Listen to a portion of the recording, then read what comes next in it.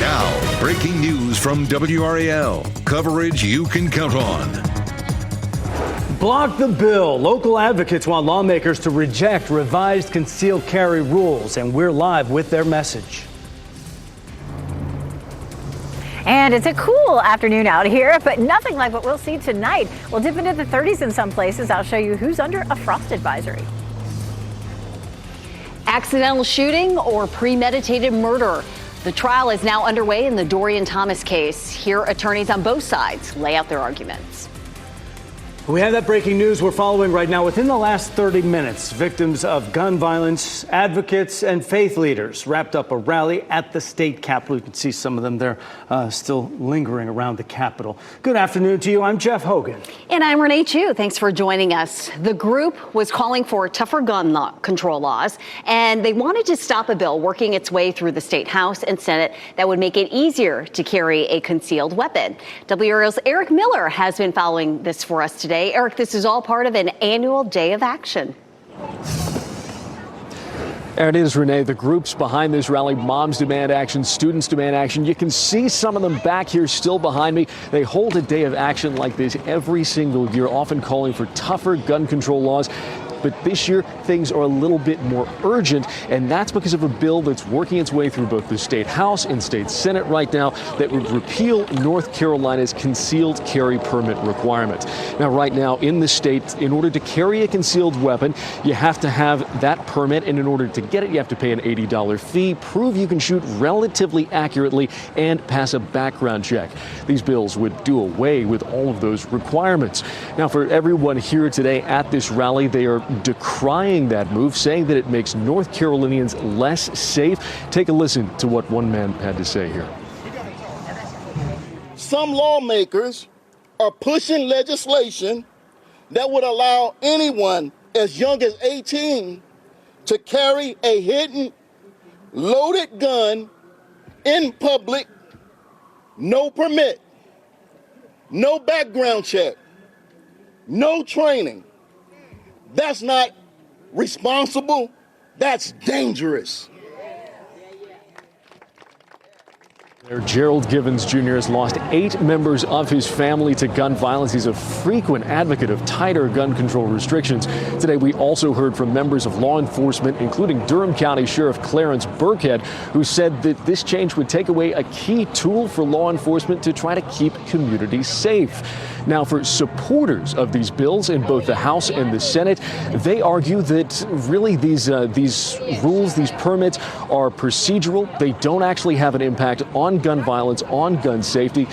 Still, though, this is all playing out, these debates in the House and Senate. We'll be watching very closely to see what happens as these two bills continue to advance. In Raleigh, Eric Miller, WRAL News. It's a clear and cool afternoon with a cold night in our forecast and then a cold morning. Meteorologist Elizabeth Gardner is on the WRAL weather patio under all that glorious sunshine, and she'll also explain who's going to be under a frost advisory. It does feel pretty nice out here right now. The breeze is picking up a little bit, and the breeze feels on the cool side, but it's such a beautiful afternoon here in the gardens. Plenty of people out enjoying it.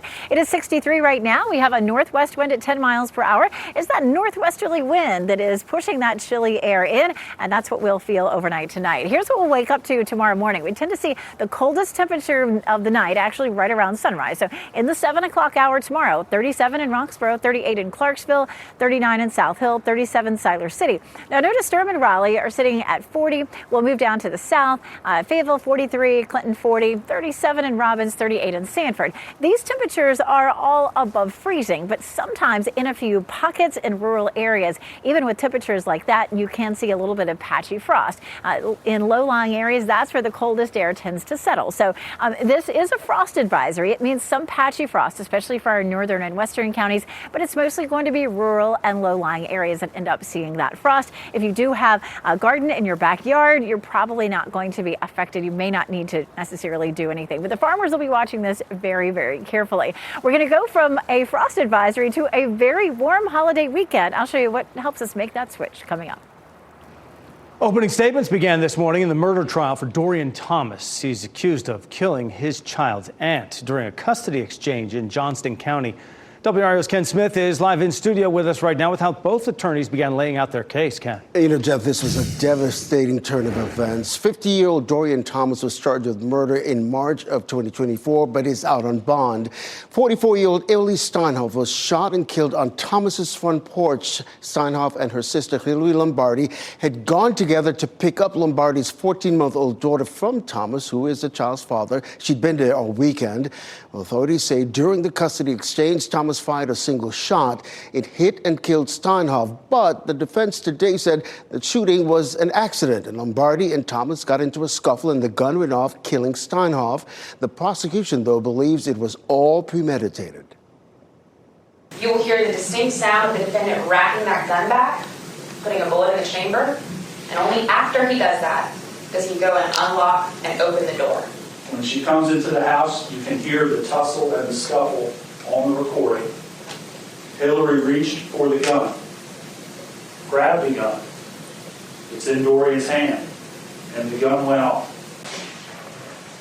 Well, the state has started calling witnesses, and the jury is now listening to the 911 calls. The state says the entire incident, including the murder, was recorded on Thomas's phone. The trial is expected to last 1 week. WRAL's Chelsea Donovan is in the courtroom monitoring developments. Look for her live reporting starting at 4 right here in WRAL, and of course, we'll be updating it online on WRAL.com. Ken, thanks for that update. 2 people charged in a deadly road rage shooting appeared in court this morning. Travis Jones and Marquita Blue are both charged with first-degree murder and firing into an occupied vehicle. 63-year-old Broderick Hines was shot on I-85 in Butner Monday. He was taken to the hospital where he later died. Witnesses helped investigators track down the 2 suspects. The Democratic senator of Maryland is headed to El Salvador in an effort to negotiate the return of Kilmar Abrego Garcia. This morning, Senator Chris Van Hollen and his staff departed Washington, D.C. for a trip to El Salvador. The Supreme Court ruled that the Trump administration must facilitate Abrego Garcia's return to the U.S. But the Department of Homeland Security says if he does return, the U.S.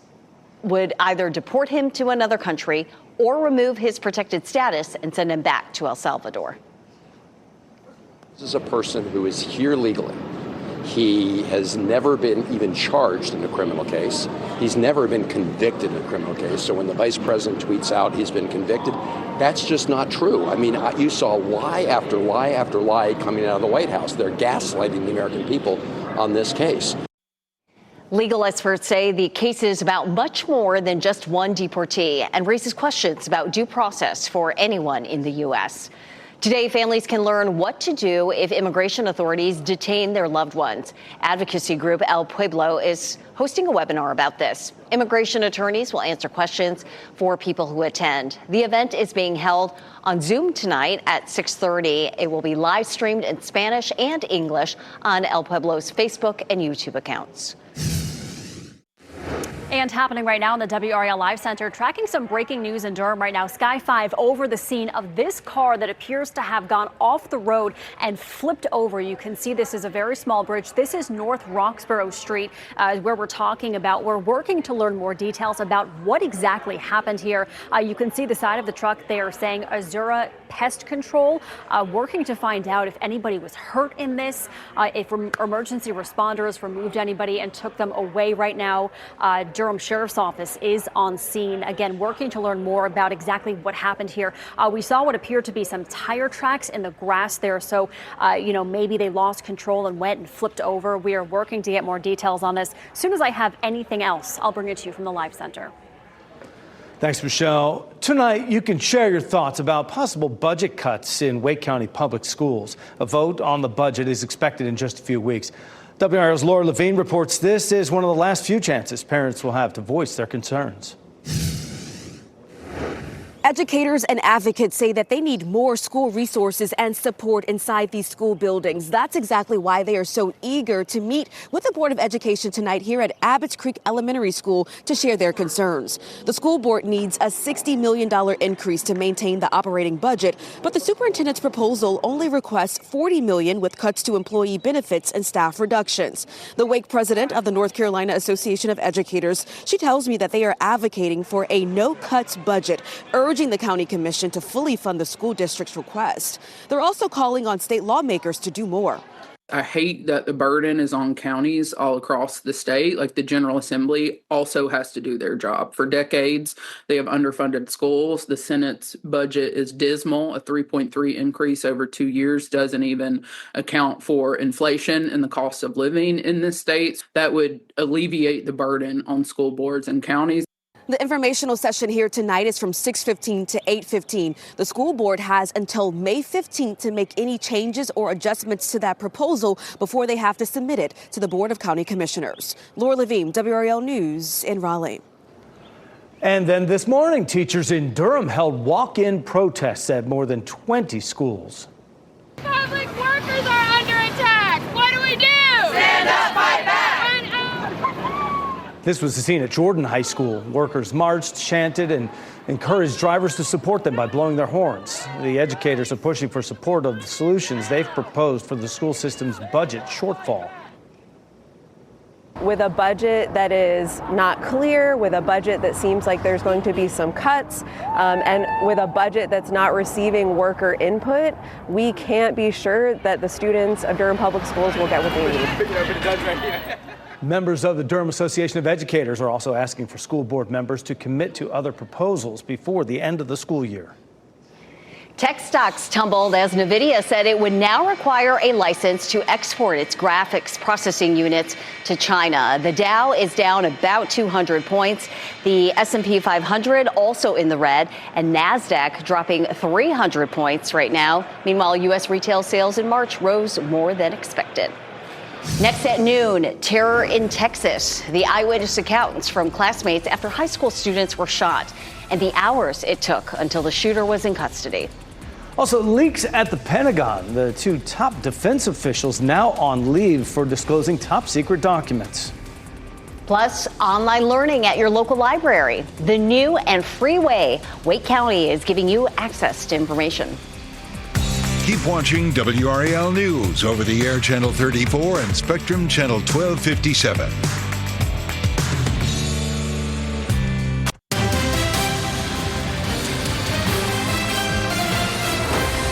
Classes are canceled for the rest of the week at a Dallas high school, one day after police say a 17-year-old boy shot 4 students. Tracy Haynes is his name, is being held on $600,000 bond. Authorities say Haynes turned himself in with the help of a community group that advocates against violence. NBC's Jesse Kirsch tells us where the investigation stands. This morning, a suspect is in custody following an hours-long manhunt in Texas after authorities say a shooter opened fire at a Dallas high school with at least 3 students struck by gunfire. Got an active shooter, Wilmer Hutchins High School, suspect right now in the back door of the school. Officials say 4 male students were taken to area hospitals, 3 injured by gunfire, with a 4th student suffering from what's been described as a musculoskeletal injury to the lower body. This is still a very fresh and fluid investigation. Tuesday afternoon, the sound of gunshots sending students and teachers scrambling at Wilmer Hutchins High School. I just seen like a whole lot of kids running the whole opposite way, so I panicked and I ran to the back of like the cafeteria. One student says she saw the suspect just seconds before the shooting. I saw him walk by and then like 2 seconds later I heard like 6 shots. Officials say within minutes an on-site school police officer responded, quickly followed by additional police and nearly a dozen ambulances. There's a kid on a stretcher. This is not the first time this community has been rocked by gun violence. Just over a year ago, a student was shot in a classroom and survived, according to the school district superintendent. Last year, my oldest son was a senior here, and it was a shooting. Now he's here. Same thing going on. It's ridiculous. Authorities say they do not know how a weapon got past campus security. The gun did not come through during regular intake time, so it was not a failure of our staff, of our protocols, or of the machinery that we have. That was Jesse Kirsch reporting. Meanwhile, flags are flying at half-staff in Virginia to mark 18 years since the mass shooting at Virginia Tech. This was seen back in 2007 when a gunman killed 27 students and 5 faculty members. Today's Day of Remembrance began early this morning with a ceremonial candle lighting just after midnight. And then at 9:43 a.m., the school hosted a wreath-laying ceremony and moment of silence at the memorial. The ceremonial candle will be extinguished at 11:59 tonight. 2 senior advisors to Defense Secretary Pete Hegseth are on administrative leave as officials investigate Pentagon leaks. Pentagon Deputy Chief of Staff Darren Selnick is part of an ongoing investigation into leaking sensitive Pentagon information. And Dan Caldwell is suspected of disclosing top secret documents to the media, and the Pentagon believes others were involved. Police near Atlanta arrested 3 people during a town hall that was hosted by GOP Representative Marjorie Taylor Greene. Officers used a stun gun to take down 2 men who caused a disruption, which then led to a physical confrontation. A woman was also taken into custody for using vulgar language. In addition to those who disrupted Congresswoman Greene's remarks, others protested outside the venue. The event continued with Greene responding to a series of questions from constituents that were displayed by a projector. Today marks 14 years since 30 tornadoes tore through North Carolina. Those tornadoes touched down in our states, leaving behind some of this damage in Raleigh. 24 people died as a result of the storm. Meteorologist Chris Michaels looks back at the meteorology that caused the outbreak and the memories that last a lifetime. This was really one of those setups that you would expect to see in the plains, and from a weather standpoint, it was called a triple point, where all the lift, all the wind shear, the instability that fuels storms was kind of maxed out over the Carolinas, and this unfortunately resulted in that deadly tornado outbreak that we saw on this day 14 years ago. This is a map that was reconstructed from the North Carolina State Climate Office, and it shows the 5EF3, 8EF2, 9EF1, and 8EF0 tornadoes that moved through North Carolina on that day. On average, we see about 30 tornadoes per year, and we got that in just one day. In fact, the damage that was done in Sanford, Raleigh, Fayetteville, and Smithfield, it accounted for 88% of the damage that was done on April the 16th, 2011. And in fact, the tornado that went through Sanford, Holly Springs, and Raleigh, it also went from Carthage to Wake Forest. It was 65 miles long, which makes for the 3rd longest tornado on record in the state of North Carolina. So that's the meteorology side of it, but a lot of us have very profound memories of that storm, whether it was the folks that were covering it or the folks that went through it. We have those memories right now on WRAL.com. Just search Ask the Meteorologist. You were one of the ones covering it back in that time frame there, and now it's a reminder that April is just one of those dangerous months. Just that with that severe weather, it's so important for people to pay attention to those severe weather risks and make sure that you have that information to properly take cover when that happens. Right now, this is just a beautiful weather out there. No severe weather for today. Meteorologist Elizabeth Gardner out in the WRAL weather patio with a look at how warm it's going to get and how cold it'll get tonight.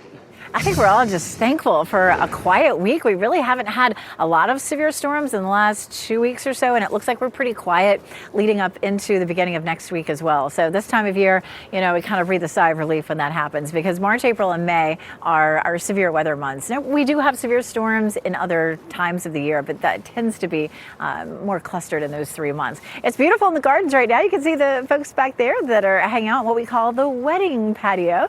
We do host a lot of weddings here, especially this time of year, and it's just a gorgeous day. I could probably get away without the jacket. It's kind of borderline. It's a little bit breezy out here right now.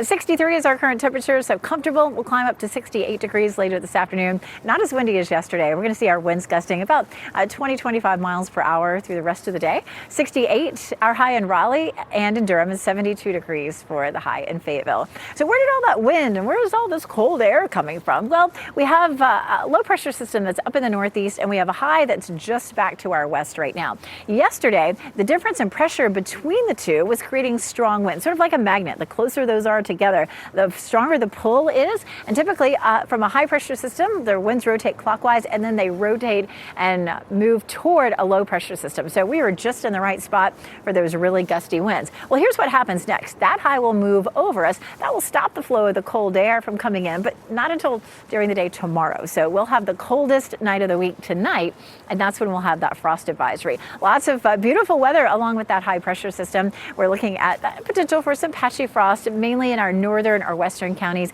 And even there, it's likely to be rural or low-lying areas, like we talked about at the beginning of the newscast. Temperatures close to 40 in the Triangle, 44 in Fayetteville, 41 Rocky Mount and Goldsboro. So the frost is not going to be widespread. The advisory is our northwestern and western counties. And again, mostly for rural areas. You can see this is a look at our potential for patchy frost, and there's not much of that really showing up across our viewing area.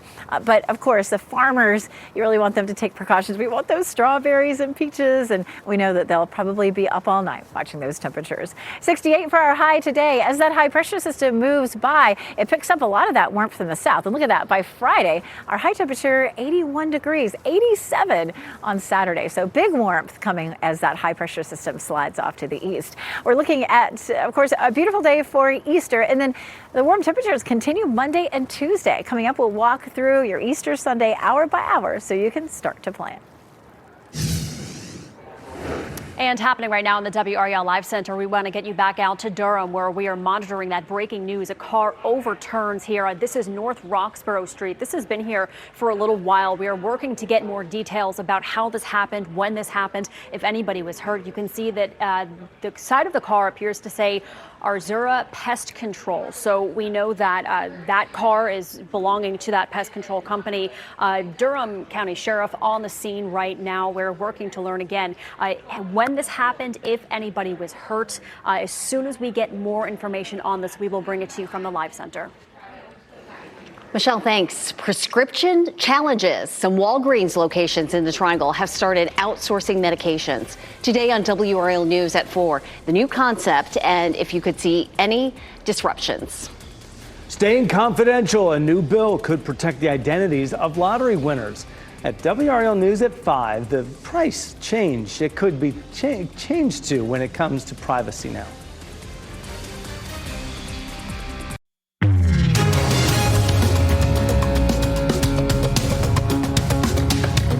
A federal judge has scrapped a Biden administration era rule that capped credit card late fees at $8.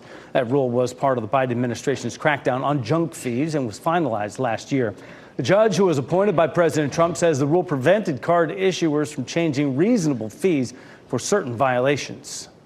OpenAI is reportedly working on a social media network similar to X.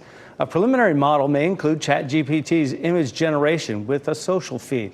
It's unclear whether OpenAI will release the new social media network as an app or add it into ChatGPT.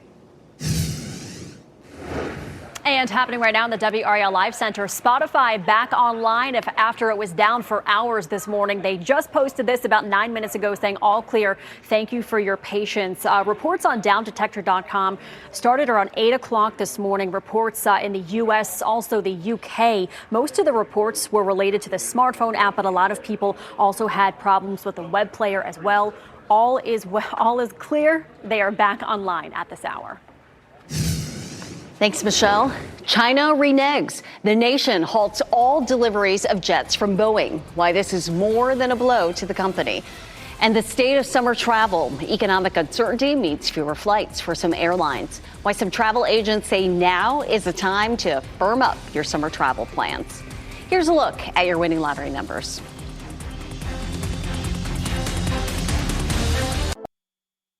Shot in 4K ultra high definition. Your number one source for local news. WRAL News. Coverage you can count on. China is refusing to negotiate with President Trump on U.S. tariffs. In fact, the nation is taking the trade war to a new height. China is refusing to accept deliveries of Boeing jets. NBC's Janice Mackey-Frayer reports the move would not just be to blow to America's largest exporter, but also to the U.S. economy. This morning, the world's two largest economies locked in an escalating trade war, with China now hitting back, responding to President Trump's tariffs by targeting U.S. companies, telling Chinese airlines not to order jets from Boeing, America's biggest exporter, according to Bloomberg. President Trump accusing them of reneging on the big Boeing deal, of fully committed to aircraft. Overnight, tech giant NVIDIA projecting that U.S. tariffs will cost it a possible $5.5 billion. China's also putting export controls on critical rare earths, limiting Hollywood films in the lucrative Chinese market, adding U.S. companies to its unreliable entities list, and threatening to cut off fentanyl talks. Yesterday, the White House press secretary reading a statement she said President Trump dictated. China needs to make a deal with us. We don't have to make a deal with them. There's no difference between China and any other country, except they are much larger. But neither side seems ready for that deal yet. China's leader, Xi Jinping, is on tour, urging Vietnam to stand up to America's unilateral bullying. And after Vice President J.D. Vance referred to Chinese peasants last week, now a diplomat here saying, quote, those peasants from the U.S. will soon be crying. The pushback feeding economic nationalism and a flood of AI-generated memes in China, showing Trump administration officials working factory production lines. But beyond the rhetoric, real impact. Consumers feeling it in everything from toys to socks to toothbrushes. 97% of baby strollers and 87% of car seats sold in the U.S. are made in China, effectively the only source of baby goods for parents. This vendor in Yiwu telling us U.S. clients just aren't buying anymore because of tariffs. And that was Janice Mackey-Freyer reporting. California is fighting back against President Donald Trump's tariff authority.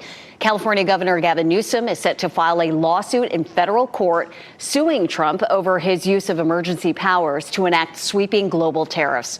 The lawsuit argues Trump lacks the authority to enact such sweeping tariffs, saying such action requires congressional approval. Spending on motor vehicles and parts was up a whopping 5.3% in March from February. That was the strongest monthly pace since January of 2023. Supplies of new and used vehicles for sale are declining rapidly as consumers flock to stores ahead of potential price increases due to the tariffs. The day's supply of new vehicles, which is calculated by an estimated daily retail sales rate, dropped from 91 days at the beginning of March to 70 days this month. And the day's supply of pre-owned vehicles declined by 4 days down to 39 days now. Some are concerned that these sales numbers will stall once automakers and dealers exhaust their tariff-free inventories. Retail sales also surged last month. A new report from the Commerce Department shows spending at U.S. retailers rose 1.4% in March from February. That's the highest monthly gain since January of 2023. Economists say Americans likely raced to stores last month for big ticket items that could see big price jumps because of Trump's import taxes. There is a new free way to learn in Wake County. A new partnership is bringing 24/7 access to courses for people to learn new information. WRAL's Noah Klein is here now with how it works for those who want to feed our brains. Noah. Yeah, who doesn't want to learn, right? Who doesn't love learning? All you need to take advantage of this new offer is a Wake County Public Library card. It's a partnership with Gale Presents, the platform. It brings people to online learning in this new way. It offers more than 25,000 online courses. These are video with what library says are experts across multiple fields. You see one of them there. The collections offer classes in business, tech, skilled trades, and personal development. Courses are added and removed weekly as that demand changes. You can even filter content by topic, duration, or skill level. Over 7,000 courses are available in more than 12 languages.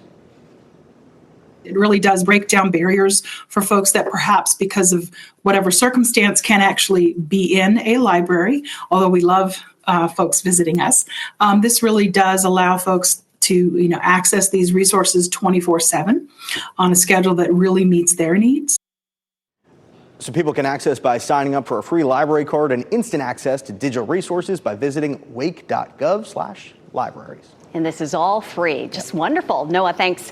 Tonight, people living in eastern Wake County have a chance to share their input on how the unincorporated area should grow and develop. The Eastern Wake area is located in the northeastern portion of the county, bordered by Johnston, Nash, and Franklin counties. A meeting takes place from 4:30 to 6:30 at the Eastern Regional Center in Zebulon.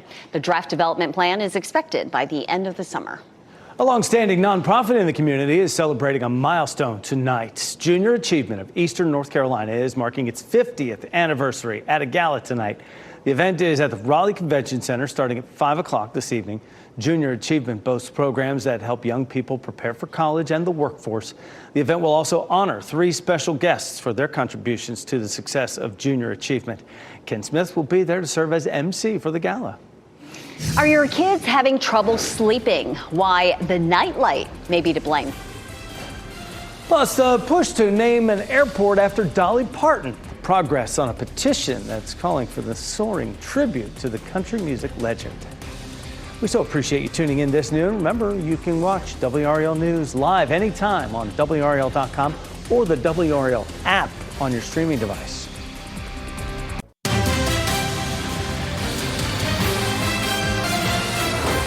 Our Teacher of the Week is a nominee for Johnston County Schools Teacher of the Year. And WRAL's Ken Smith is at Westview Elementary to surprise this educator who got a well-deserved ovation. Miss Phi, you are WRAL's Teacher of the Week. This was quite the celebration for Nikki Phi, a second-grade teacher at Westview Elementary School in Johnston County. Congratulations. Thank you. Ms. Phi has been teaching for 19 years, 18 of which are here at Westview Elementary. I have always worked with children, whether it be in Sunday school, I worked in daycares, helped with Vacation Bible School, and I've always had a heart for the children. Being a rat, he immediately began to nibble at the rope.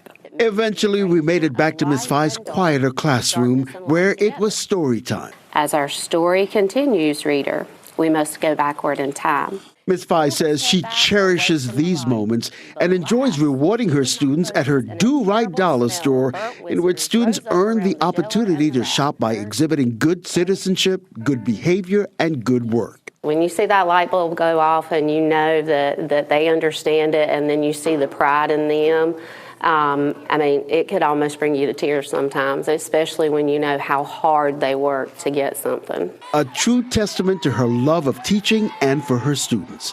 Ken Smith, WRAL News. Second graders know how to do it right, and the teachers, right? If you'd like to nominate a teacher, go to WRAL.com, enter Teacher of the Week in the search box. Congratulations, Miss Phi. That was such a rousing reception. Yeah. Nix the nightlight. Why some experts say the device that's meant to give your children reassurance might actually be disrupting their sleep. Wheels up. Summer travel season is quickly approaching. Why travel agents say now is the time to catch a great deal.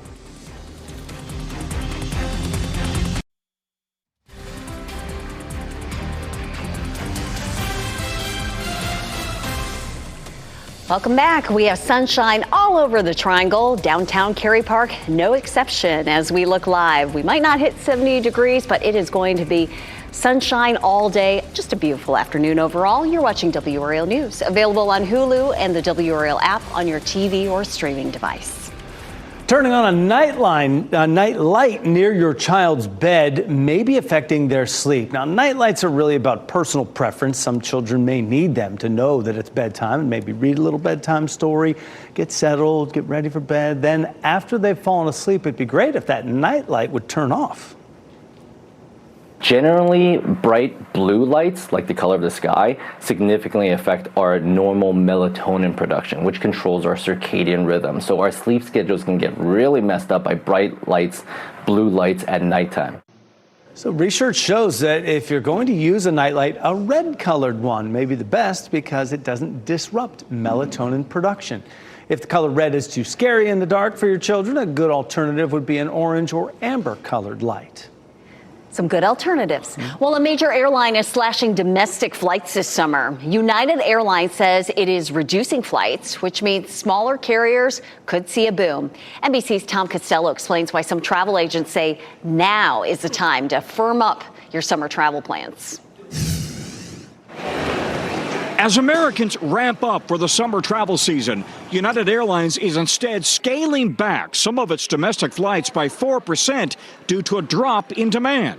Calling the economy impossible to predict, United CEO Scott Kirby says the airline will continue to execute a multi-year plan that has allowed United to thrive in any demand environment.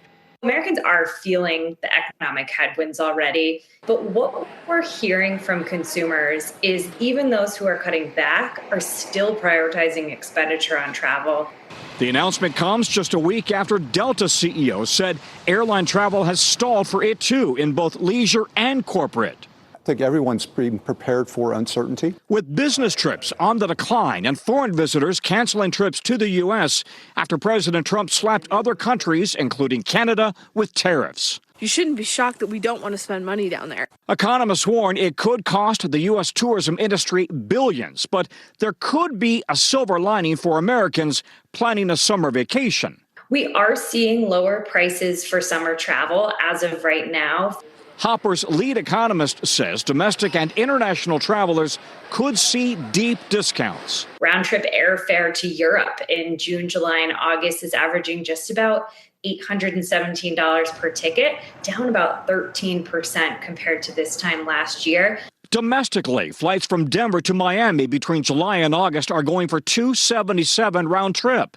Atlanta to D.C. as low as $217 round trip. And Chicago to Vegas about $300. While big legacy airlines are playing it safe this summer, budget carriers like Frontier are hoping to cash in. There's going to be a massive reversal of fortune. Over the last several years, the legacy carriers have done very, very well at the expense of us, but there's now too much domestic supply.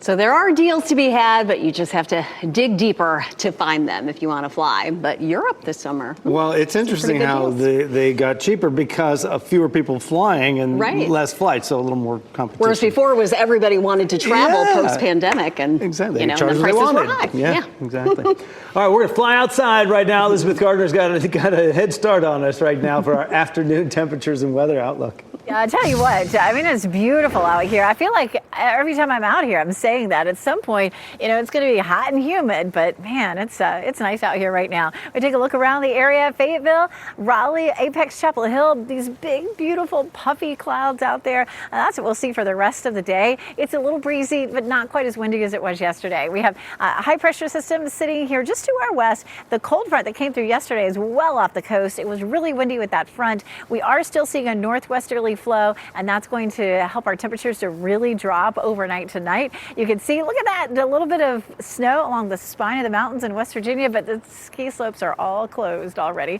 It does mean the potential for some frost in the western part of the state and all the way up to, say, our western counties. So what happens next? So we have this flow. You can watch those wind streams or those lines, those white lines. You can see that flow coming out of the northwest. That's a colder air mass that comes pushing in, but it doesn't last that long. We've been talking about this high pressure system. It starts to move up toward Florida, and it sits there, and it's going to block any rain from reaching us because it's just going to sit there and act as a blocking pattern. So rain from Dallas up to Chicago and New York, but none for us, and that lasts all the way into the holiday. Now, where that front is blocked, we may see some severe storms, but that would be Texas, along the Mississippi Valley, up into the Ohio Valley, and again, not for us anytime soon.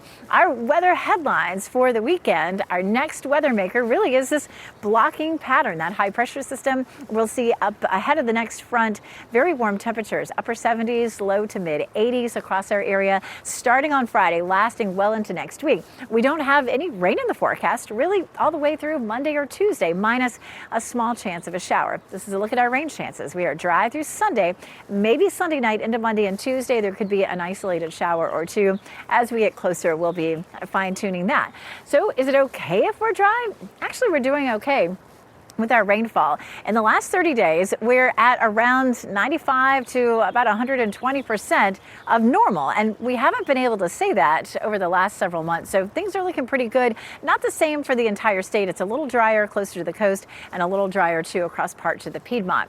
Temperatures for the next several days, very comfortable 68 for today and 70 tomorrow. But it is going to be a chilly start tomorrow morning. You're going to want a jacket or a coat with temperatures anywhere from the mid-30s to around 40. But then we jump to 87 for the high on Saturday. Fortunately, it won't be terribly humid.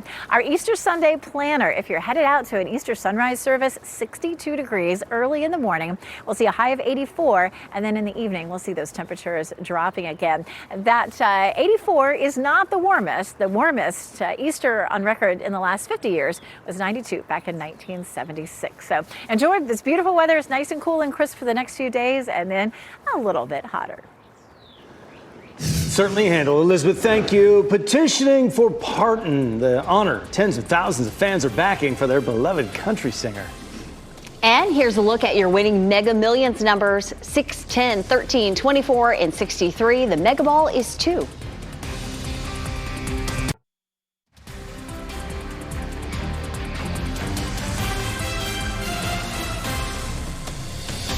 Wrap things up with a look at a few of the headlines we're following for you today. Demonstrators with Moms Demand Action and Students Demand Action gathered at the state capitol. The group is calling for tougher gun control laws and to stop a bill working its way through the State House and Senate that would make it easier to carry a concealed weapon. The protest was part of the organization's annual Advocacy Day. Opening statements began this morning in the murder trial for Dorian Thomas. He's accused of killing his child's aunt during a custody exchange in Johnson County. The state has started calling witnesses, and the jury is listening to the 911 calls. The trial is expected to last a week. Teachers in Durham held walk-in protests at more than 20 schools, including at Jordan High School, you see here. The educators are pushing for support of the solutions they've proposed for the school system's budget shortfall. Members of the Durham Association of Educators are also asking for school board members to commit to other proposals before the end of this school year. Here's a sight you don't see every day in Las Vegas. More than 20 resorts across the valley dimmed property lights overnight in honor of billionaire casino executive and philanthropist Elaine Wynn. She and her then-husband, Steve Wynn, established the Mirage Resorts in 1976 and Wynn Resorts in 2000. She reformed Wynn Resorts after Steve Wynn sold his shares amid sexual misconduct allegations in 2018. A family spokesperson says she died Monday after battling a brief illness. Elaine Wynn was 82. An online petition to rename the Nashville International Airport in honor of a beloved country singer has surpassed 50,000 signatures now. Two fans created an online petition to rename the airport after music legend and philanthropist Dolly Parton. The pair behind the petition say they started discussing a Dolly Parton airport campaign about 2 years ago. If successful, travelers could soon be departing from Parton. Our pet of the day from Cat Angels NC sparks joy in everyone she meets. Flame is ready for her forever home. She's never met a stranger and loves to cuddle up with her foster mom every night to sleep. If you start typing at the computer, be prepared for a free wrist warmer as she stretches out across your arms. Like all the cats at Cat Angels, she is spayed, microchipped, and fully up to date on vaccinations. If you'd like to meet her, just fill out an application on the Cat Angels website. You hear me getting heckled by Gardner over there about the Parton from Parton line? Departing for Parton? Yeah. I thought no it was mercy. Great. It's a tough crowd. Yeah. Well, enjoy this beautiful day. NBC News Daily is next on WRAL. Your next local news update in 30 minutes. And you can get breaking news updates anytime just by going to the WRAL News app. Have a great day. Enjoy that sunshine out there. Keep watching WRAL News over the air channel 34 and Spectrum channel 1257.